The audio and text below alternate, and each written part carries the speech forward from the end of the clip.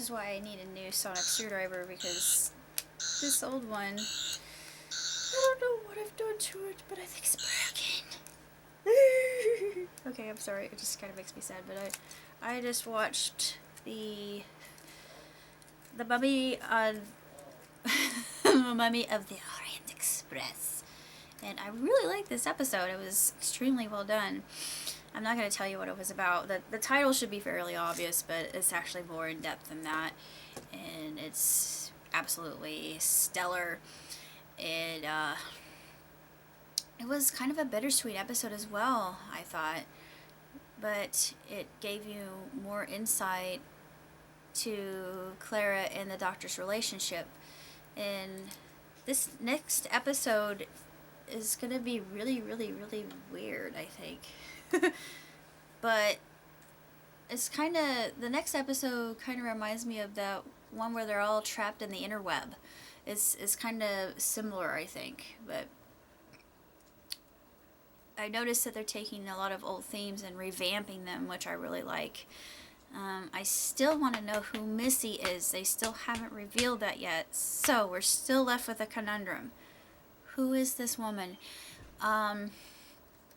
I still like the episode Listen, because, like I said before, Claire's backstory is more convoluted than River Song's. And the relationship is not black and white. Like, well, none of the companions and the doctors ever were black and white. They have shades of gray in between. And just his multi-layered personality, he is multifaceted, just exactly like a diamond, and kind of makes you think, where are they going to go with this? Who knows? Just have to wait until next week and see.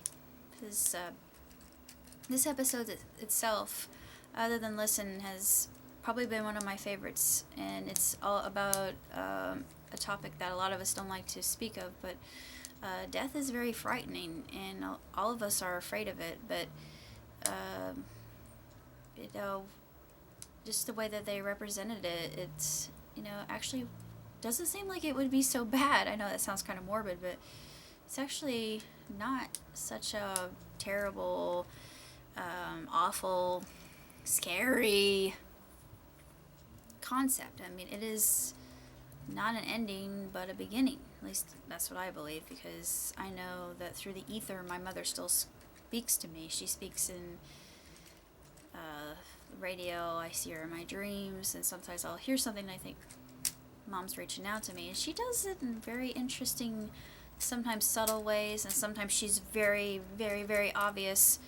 But that's what makes the afterlife so compelling and mysterious and attractive to many of us, including myself. And they also did this in an episode of Sleepy Hollow, which I really savored, and the Kindred. It was just such a great episode, and it reminded me of that. And